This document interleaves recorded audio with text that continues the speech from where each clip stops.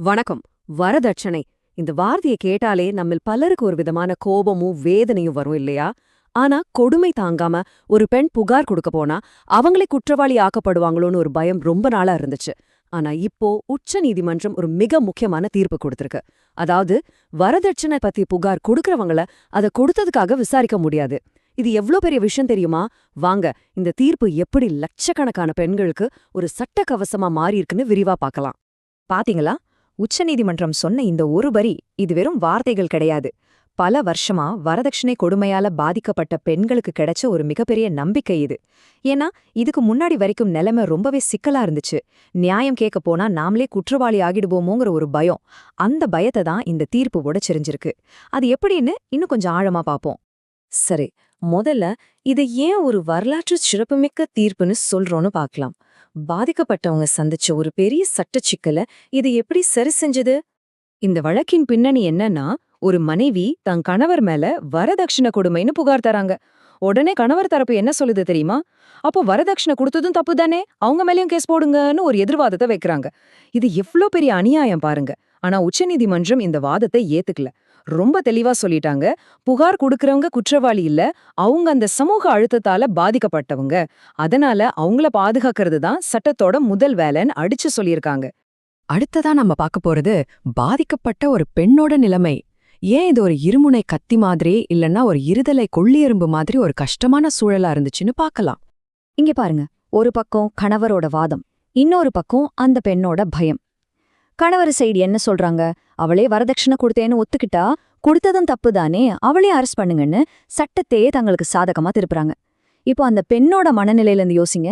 சரி, இவன் பண்ற கொடுமையை வெளியே சொன்னா வரதட்சணை கொடுத்ததுக்காக நம்மளையும் ஜெயில போட்டுருவாங்களோன்னு ஒரு பயம் வரும் இல்லையா?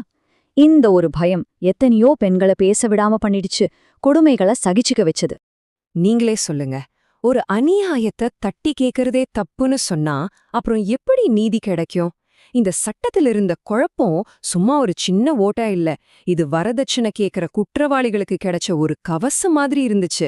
அவங்க இத வச்ச பாதிக்கப்பட்டவங்களே மிரட்டிட்டு இருந்தாங்க. சரி, அப்போ சட்டம் உண்மையிலேயே என்னதான் சொல்லுது? இந்த விஷயத்தோட மையத்துல இருக்கிற சட்டங்களோட உண்மையான நோக்கம் என்னன்னு இப்ப பார்க்கலாம். அதாவது 1961லயே நம்ம கிட்ட வரதட்சணை தடுப்புச் சட்டம்னு ஒன்னு இருக்கு. கல்யாணத்தை ஒரு வியாபாரம் மாதிரி பாக்குற மனநிலைய மாத்தணும் தான் இத கொண்டு வந்தாங்க. ஒரு பெண்ணோட மதிப்பு அவங்க கொண்டு வர பொருள்ல இல்லன்னு புரிய வைக்கிறது தான் இதோட நோக்கம். இது வெறும் பணப்பரிமாற்றத்தை தடுக்கிற சட்டம் மட்டும் இல்ல, பெண்களோட சுயமரியாதைய பாதுகாக்கிற ஒரு சட்டம். இங்க ஒரு சுவாரஸ்யமான விஷயம் என்னன்னா, பாதிக்கப்பட்டவங்கள பாதுகாக்கிற இந்த விஷயம் சட்டத்துல ஏற்கனவே இருக்கு. வரதட்சணை தடுப்புச் சட்டத்தோட பிரிவை 7(3) புகார் கொடுக்கறவங்கள பாதுகாக்கணும்னு தெளிவா சொல்லுது. ஆனா இந்த சட்ட பிரிவை பல நேரங்கள்ல தப்பா புரிஞ்சுக்கிட்டாங்க, இல்லனா கண்டுக்காம விட்டுட்டாங்க. இப்போ உச்சநீதிமன்றம் அந்த சட்ட பிரிவோட உண்மையான அர்த்தம் என்னன்னு ரொம்ப தெளிவா விளக்கி எல்லா குழப்பத்துக்கும் ஒரு முற்றுப்புள்ளி வச்சிருக்கு. நாம வரதட்சணை கொடுமைன்னு சொல்லும்போது அது நேரடியா பணம் கேட்கறது மட்டும் இல்ல, ஒருத்தரோட மன அமைதியை கெடுக்கிற மாதிரி தொடர்ந்து சித்திரவதை செய்யறது கூட கொடுமைதான். உதாரணத்துக்கு, மத்தவங்களோட ஒப்பிட்டு பேசி ஒரு பெண்ணை தாழ்வு மனப்பான்மைக்கு உள்ளாக்குறது, பிறந்த வீட்லேருந்து ஏதாவது கொண்டு வான்னு தினமும் நச்சரிக்கிறது, வீட்டை விட்டு வெளியே போகக்கூடாதுன்னு சொல்றது, இது எல்லாமே சட்டப்படி வரதட்சணை கொடுமைதான். இது உடம்புல ஏற்படுற காயங்களை விட மனசுல ஆழமான காயங்களை ஏற்படுத்தும்.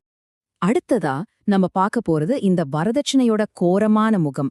இந்த சட்ட போராட்டம் ஏன் ஒரு வாழ்வா சாவா பிரச்சனைங்கிறத சில புள்ளி விவரங்கள் மூலமா புரிஞ்சுக்கலாம்.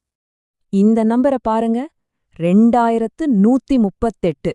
இது வெறும் ஒரு புள்ளி விவரம் இல்ல, அணைஞ்சு போன உயிர்கள். உத்தரப்பிரதேசம்ங்கிற ஒரே ஒரு மாநிலத்துல மட்டும் ஒரு வருஷத்துல இத்தனை பெண்கள் வரதட்சணைக்காக கொல்லப்பட்டிருக்காங்கன்னா இந்த பிரச்சனையோட தீவிரம் என்னன்னு நம்ம முகத்துல அரையிற மாதிரி புரியுது. இந்த வரைபடம் இந்த பிரச்சனை வட இந்திய மாநிலங்கள்ல எவ்வளவு தீவிரமா இருக்குன்னு காட்டுது. உத்தரப்பிரதேசம், பீகார், மத்திய பிரதேசம்னு 3 இடங்கள்ல இருக்கு. ஆனா அதிர்ச்சியான விஷயம் என்னன்னா, நம்ம நாட்டு தலைநகர் டெல்லி கூட முதல் 5 இடங்களுக்குள்ள வருது. அப்போ இதிலிருந்து என்ன தெரியுது? கல்வியோ பொருளாதார வளர்ச்சியோ மட்டும் இந்த சமூக கொடுமையா ஒழிச்சிடாதுன்னு தெளிவா புரியுது இல்லையா? சரி, இப்போ கடைசி பகுதிக்கு வந்திருக்கோம். உங்க உரிமைகளை நீங்க தெரிஞ்சுக்கணும்.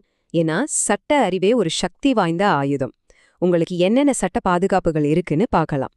ஒருவேளை பாதிக்கப்பட்டா இந்த 2 சட்டப்பிரிவுகளும் உங்களுக்கு உடனடி பாதுகாப்பு கொடுக்கும். இந்திய தண்டனை சட்டப்பிரிவு 498A கணவர் மற்றும் அவரோட உறவினர்கள் சேர கொடுமைக்கு எதிரா கடுமையான நடவடிக்கை எடுக்க வழி செய்யுது. அதே மாதிரி குடும்ப வன்முறை தடுப்புச் சட்டம் வெறும் உடல் ரீதியான வன்முறைக்கு மட்டும் இல்ல, மனரீதியான பொருளாதார ரீதியான சுரண்டல்களுக்கு எதிராகவும் உங்களுக்கு பாதுகாப்பு கொடுக்கும். பாருங்க, வரதட்சணைக்கு எதிரான போராட்டம் மத்த உரிமைகளோடயும் சம்பந்தப்பட்டதுதான். உதாரணமா 2005 இருந்து பெற்றோரோட சொத்துல மகள்களுக்கும் சம உரிமை இருக்கு. ஒரு பெண் பொருளாதார ரீதியா சுதந்திரமா இருந்தா அவங்க வரதட்சணை மாதிரி சமூக அழுத்தங்களை எதிர்க்கிற தைரியத்தை பெறுவாங்க. அதே போல தன்னோட உடல் சம்பந்தப்பட்ட முடிவுகளை தானே எடுக்கிற உரிமை ஒரு பெண்ணோட சுயமரியாதையையும் குடும்பத்துல அவங்களோட இடத்தையும் இன்னும் வலுப்படுத்தும். உச்ச நீதிமன்றத்தோட இந்த தீர்ப்பு உண்மையிலேயே ஒரு மைல்கல். இப்போ சட்டம் பாதிக்கப்பட்டவங்க பக்கம் ரொம்ப தெளிவா நிக்குது. ஆனா உண்மையான கேள்வி என்னன்னா, சட்டம் மாறினதால மட்டும் நம்ம சமூகம் மாறிடுமா? இந்த சட்ட வெற்றி நம்ம சமூகத்தோட மனநிலையில ஒரு மாற்றத்தை ஏற்படுத்துறதுக்கான ஒரு தொடக்கமா இருக்குமா, இல்ல இது சட்ட புத்தகங்கள்ல மட்டுமே தங்கிடுமா? இத பத்தி நாம எல்லாரும் கட்டாயம் யோசிக்கணும்.